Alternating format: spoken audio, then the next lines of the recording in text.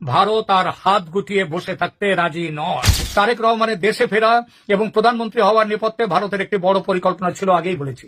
কথা ছিল আওয়ামী লীগের বিরুদ্ধে কোনো প্রতিশোধমূলক রাজনীতি হবে না এবং উগ্র মৌলবাদী শক্তি বিশেষ করে জামাতের প্রভাব নিয়ন্ত্রণ করা হবে। কিন্তু প্রধানমন্ত্রী হওয়ার পর থেকেই তারেক রহমানের ভোল বদল শুরু হয়েছে। ভারতের দেয়া সেই প্রতিশ্রুতির কোনো প্রতিফলন এখন আর তার কাজে দেখা যাচ্ছে না। তিনি জামায়াতকে মন্ত্রিসভায় জায়গা দেওয়ার কথা ভাবছেন এবং আওয়ামী লীগের ওপর রাজনৈতিক নিষেধাজ্ঞা ও আইসিটি ট্রাইব্যুনালের খড়গ বহাল রেখেছেন। বরং চিঠি দিচ্ছেন আইসিটির রায়ের প্রেক্ষিতে শেখ হাসিনা এবং আসাদুজ্জামান খান কামালকে যাতে তাড়াতাড়ি বাংলাদেশে প্রত্যর্পণ করা হয়। দিল্লির কূটনীতিকদের মতে এটি ভারতের সাথে করা বড় ধরনের কথা খেলাপি বা বিশ্বাসঘাতকতা। আওয়ামী লীগের ওপর থেকে নিষেধাজ্ঞার খাড়া তোলার কথা আর উঠছেই না। শেখ হাসিনাকে ফাঁসিতে ঝোলাবার জন্য উল্টে ভারতের কাছে ইউনূস জমানাচ্ছে কড়া চিঠি দিয়ে প্রত্যর্পণ দাবি করছে তারেক রহমান সরকার। এসব কিসের লক্ষণ? এই সব কিছুই কি সেই পুরনো বিশ্বাসঘাতকতার নতুন সংস্করণ নয়? এটা ঠিক, তারেক রহমান সরকারের বয়স সবে 1 মাস। এর মধ্যে চরম সিদ্ধান্ত নেয়নি ভারত। তবে ঘরপোড়া গরু সিঁদুরে মেঘ দেখে ভয় পায়। তারেক সরকারের কাজকর্মে সেই সিঁদুরে মেঘের লক্ষণ কিন্তু স্পষ্ট ফুটে উঠছে। আওয়ামী লীগ নেতাদের জেল মুক্তির কোনো খবর নেই। যারা মুক্ত হচ্ছেন বিচার বিভাগের নির্দেশে নতুন মামলা দিয়ে তাদের আবার ঢুকিয়ে দেওয়া হচ্ছে জেলে।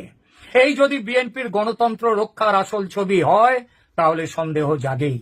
আর ঠিক এই কারণেই হয়তো এবার ভারত আর কোনো বিশেষ দূতের অপেক্ষা না করে অজিত ডোভালের মাধ্যমে সরাসরি 1 মাসের ডেডলাইন দিয়ে দিয়েছে।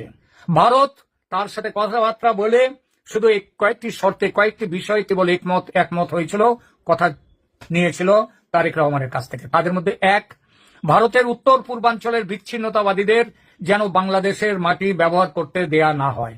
2, দেশে ইনক্লুসিভ রাজনীতি যেন ফিরিয়ে আনা হয়, অর্থাৎ আওয়ামী লীগকে সরকারি নিষেধাজ্ঞা থেকে মুক্ত করা যেন হয় এবং একই সঙ্গে ক্রাইম ট্রাইব্যুনালের অন্যায্য অবৈধ বিচারকে আইন বিরুদ্ধ বলে ঘোষণা করে সেই বিচারকে বাতিল করা এবং 3, সরকারে কোনোভাবেই চরমপন্থী বা মৌলবাদী শক্তির যেমন জামায়াতের সরাসরি অংশগ্রহণ থাকবে না।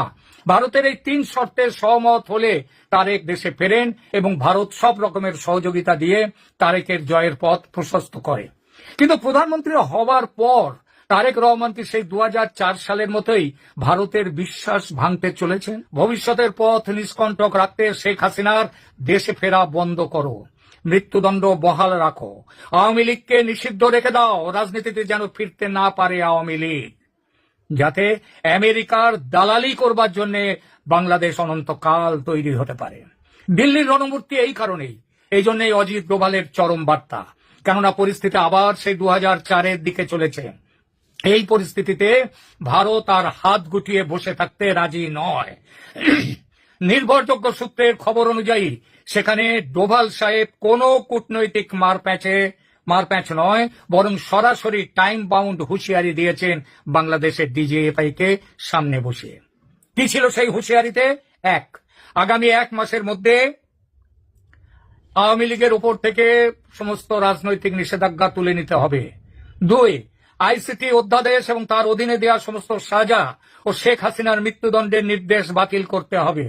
3, যদি এই 1 মাসের মধ্যে কোনো কার্যকর পদক্ষেপ না নেওয়া হয় তবে ভারত তার নিজের স্বার্থ, তার জাতীয় স্বার্থ রক্ষায় যে ব্যবস্থা উপযুক্ত মনে করবে সেই ব্যবস্থা নিতে বাধ্য হবে। এই হুঁশিয়ারি শুধু কথার কথা নয়। ভারতের নিরাপত্তা বিশ্লেষকরাও বলছেন জামাতের উত্থান মানেই ভারতের উত্তর পূর্বাঞ্চলের অস্থিরতা তৈরি করা। ভারত কোনোভাবেই তার প্রতিবেশী রাষ্ট্রে পাকিস্তান ঘেঁষা কোন মৌলবাদী শক্তি, যে শক্তি বাংলাদেশের স্বাধীনতার শত্রু, তাদেরকে সহ্য করবে না। ভারত স্পষ্ট বলেছে সংসদে বিএনপির একক সংখ্যাগরিষ্ঠতা আছে, তবুও জামায়াতকে মন্ত্রী করার কথা উঠছে কেন? পুরনো ভালোবাসার টান, আমেরিকার চাপ? বাংলাদেশ যেন মনে রাখে আমেরিকার সমস্ত হুমকি উড়িয়ে দিয়ে 71-এ ভারতের ফৌজ স্বাধীন করেছিল বাংলাদেশকে। আজ দরকার হলে ভারতের ফৌজ উপযুক্ত ব্যবস্থা নিতে এবারও পিছিয়ে আসবে না। সুতরাং সাবধান।